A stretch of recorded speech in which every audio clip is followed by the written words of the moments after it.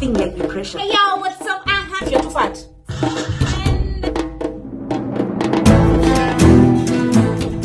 Today my makeup, the face, it's beat by none other than Mommy Francie. Yeah.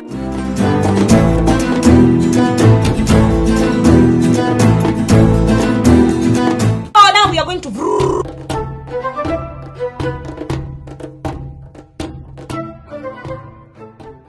Hey yo, what's up? It's your beautiful soul mommy, and I welcome you all back to my YouTube channel. Welcome back, Philatom, and feel welcome. If you're new here, Papa, welcome. If you're new here, Mama, welcome. And don't forget to subscribe. I really hope you can hear me.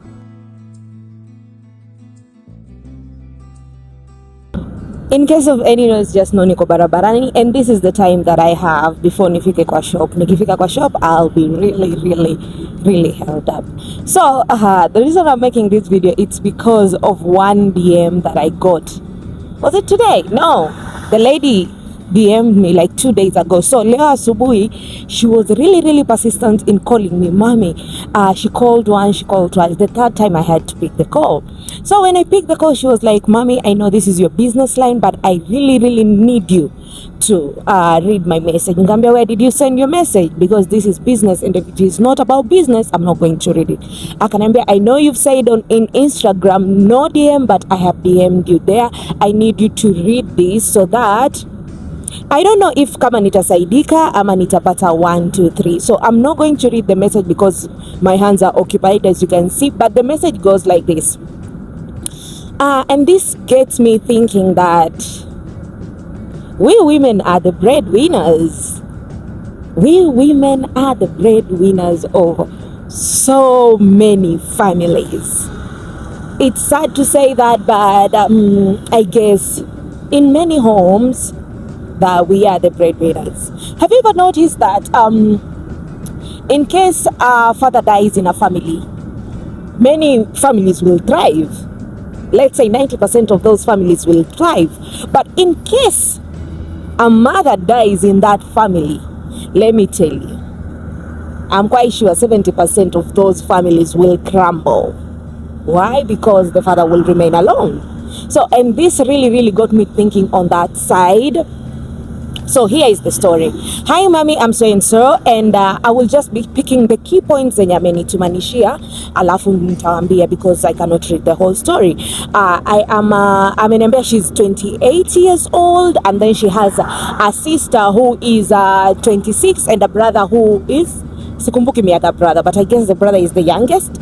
Okay, so I am a therapist, and if you want so many stories about women who comes to me for consultation and therapy, I can always give you the stories. Okay, so we continue. Akaniambia, I am a 28-year-old lady and my mother died quite recent. It is not that recent, 4 years right now, but then again, since my mother died, we've been having so many reasons to want to forget about our dad and just leave him there.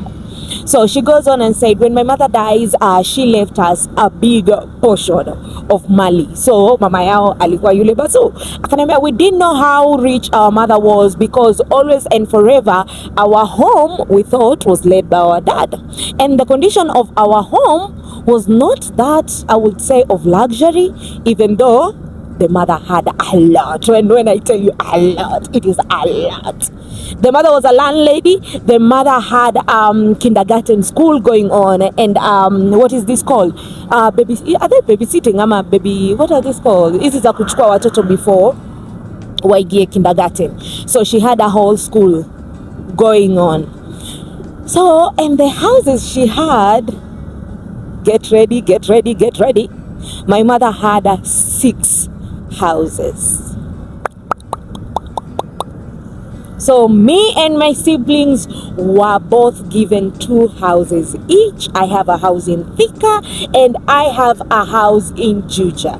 My sister got a house around the sides of Naivasha and Nakuru. Alafu bradake alinambia uko kama unaenda Lamu uko nyumba mbili zake ziko uko. So how crazy is that? Did we know? No. Does my father know? No. Because the day we were called by the lawyer, alisema specifically my children only and not my husband.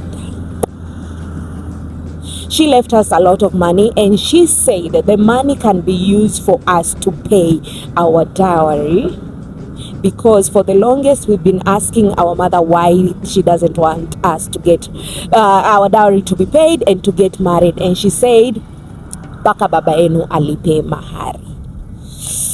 So the father had not paid the dowry for this woman, and mtoto wa kwanza kwa 28 years. So and the mother was like, okay, let us leave. So aliwaachia watoto wake pesa ya kulipa dowry yake in case akufe and they want to get married. Si mnajua huwezi toa mahari kama wewe mamako hakutolewa mahari, so watu kwa babako hawezi pokea hiyo mahari because they did not pay for the mahari. So akaambia watoto wake, anyone who wants to get married after I died and they want to pay mahari, please use this to pay for my mahari, and then wewe uendelee bwanako akulipie mahari.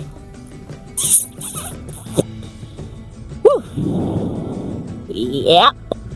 So the shida inakuja mali baba yao ameanza kuuza vitu za ushago mali walikuwa naishi. So mali walikuwa naishi, they had a very very big space where the mother ndo alijenga,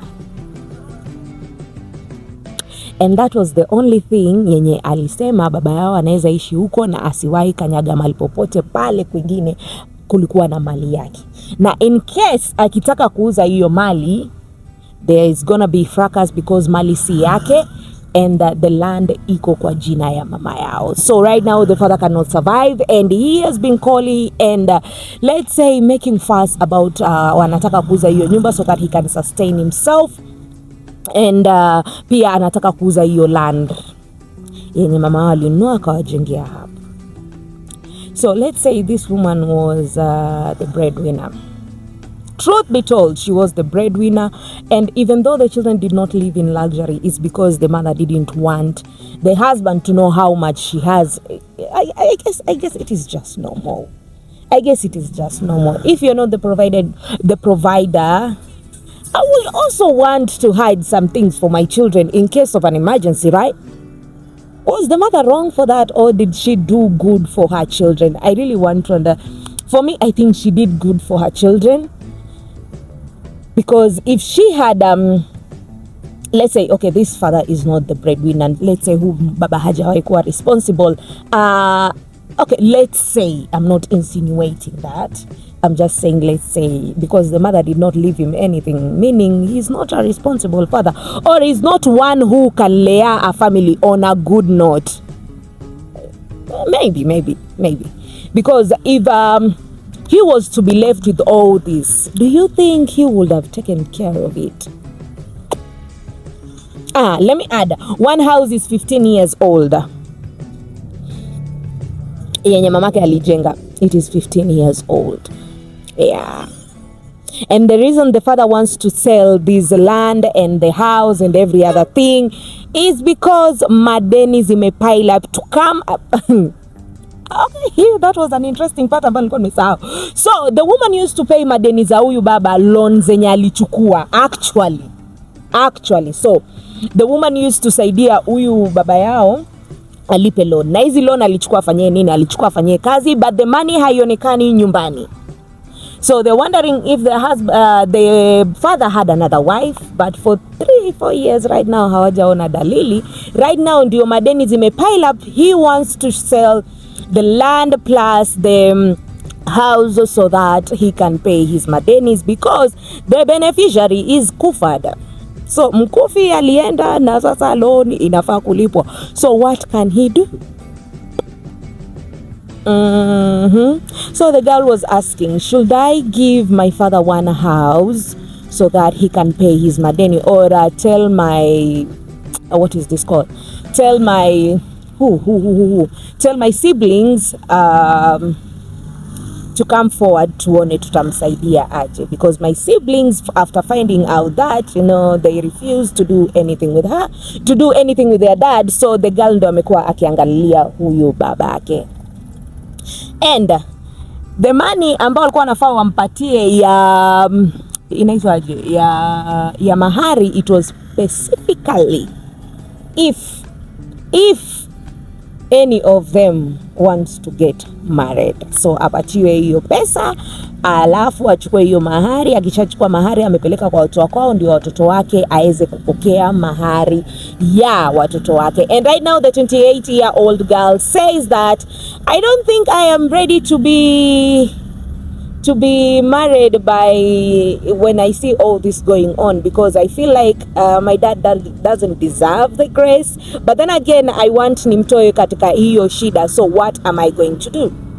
Should I just give him one house niachane na yeye, or should I just get married? Because yes, I have akona mtoto, by the way ameniambia I have one boy, so and the boy is some years old. So she's like, since my mother never wanted us to get married, because kila time tukimwambia tunataka kuja kulipa mahari, she had a reason, she will take us up and down, anasema sijui wazee wamefanya nini. So we did not understand why, but right now we do understand why. Is it worthy for me to give my father, niende nitolewe tu mahari for the sake of my father ndo ili apate pesa kujitoa mali yako, ama nimpatie tu nyumba moja mimi nishike njia yangu niende, because my siblings don't want anything to do with my father. And by the way, the kindergarten nimesema the kindergarten school is still there, so it is being shared across the 3 children. So what, let's say they're like the CEOs and so they are they're partners in that business.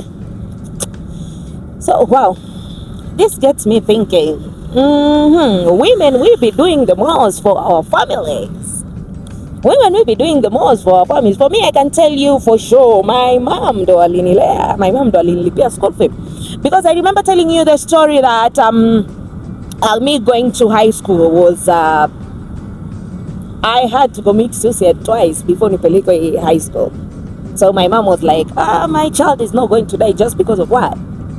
Because my dad had not finished paying the school fee at my primary school, so it was only 5,000. So my mother had to find the 5,000, akanilipia school fee, admission fee, akaenda akanunulia nguo, and I went to school. And after that too, mimi nimesoma high school na pesa ya chang'aa na mnazi from my mom. So this got me thinking.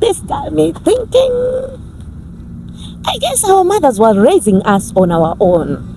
Unaona venye mama alikuwa na throw tantrum, mimi nilikusomesha sijui nani, you're like, madhe nyamaza, ni daddy ndo alitusomesha pesa yake.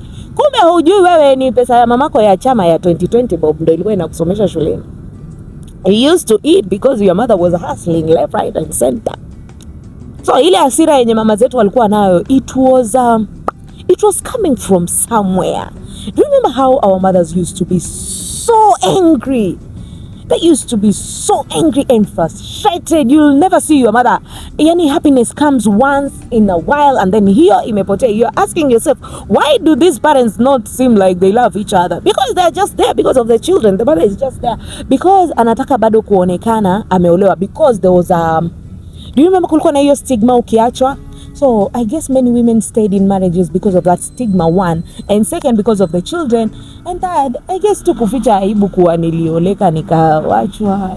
I don't understand. But I guess sisi kama millennials, we are awakening, and that's why we have so many deadbeats outside here. I guess that's the reason why we have so many deadbeats outside here. It's because, let's say 70% of men don't want responsibilities. Yes, they want to get married, but family responsibilities becomes a struggle to them.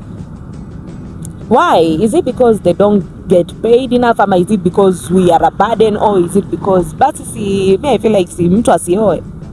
You don't want to be responsible, just usioe, achana na sisi tubaki tuko mali tuko. It is just simple. Instead of you bringing me to your house in the name of marriage, and then I'm offering you more than you are putting on my table. So we are the table. Let us just say the fact that we women are the table. When you ask us, what do you bring to, we are the table. Did you see the other video where the woman was crying outside because the man amempiga 1 second, anamfukuza kwa nyumba na yeye mwanamke ndo anamlipia hiyo loan? Did you see that video? I posted it once on my Instagram and the comment section was hilarious. People also came forward with their stories about their mothers and them and people surrounding them and their aunties. Yani families are built by the strength of a woman and the providing of a woman. It was really shocking, but I guess we women are the real bazoos. We're the real Megatron when it comes to raising families. Because the first example I gave you is when a mother dies in a family, 80% of those families will crumble. 20% will thrive. But in families where the father died, many women raise their kids and they become something else. 90% of those homes thrive. And that is, have you noticed that? Maybe it's just me, but have you noticed that? Mama analea watoto vizuri, wanasoma vizuri, yani kila kitu inakuwa at par. But when it comes to when the mother is gone, and baba ndo unashangaa tu, baba aligeuka mlevi, baba alileta wanawake wa 7, the family is not moving on. Let's say we got 3 out of 7 dads who do well when their wives are left. And when the wives leave, I am a living proof of that. Msitaka hata niwaambie familia yetu. I don't want to be an example outside here, but when my mama died, everything crumbled. But thank God, here I am. Yeah. So, give me your 2 cents about that 28-year-old girl. Afanye aje kuhusu babake? Is it okay amwache auze hizo mali? Ama ampatie nyumba moja, babake ajipange? Ama, I don't know, you just say something, because amesema the siblings are not willing to sit down and have a discussion about our father. I guess pia hao waliona, you know, firstborns, we tend to have a loving heart and a caring heart, but when it comes to secondborn and thirdborn, these people don't care. If it burns, it burns. Thirdborn, secondborn, hapana, wanaweza acha tu uchomeke. But as a firstborns, we have more so firstborn daughters. I guess we have a loving heart naturally, a caring heart naturally. No matter how bad the situation is, we always come back and say, we always come back and be human. I guess that's the heart of that firstborn. Hey, yeah. So you tell something to that 28-year-old girl and what she should do. And leave a comment down there if you think we women, we are the Megatrons. We women, we are the real bazoos. We are the one carrying this world. Because it seems like so. So bye y'all. I love you all so much. It's your Mommy. And don't forget to subscribe. Bye. Mwah.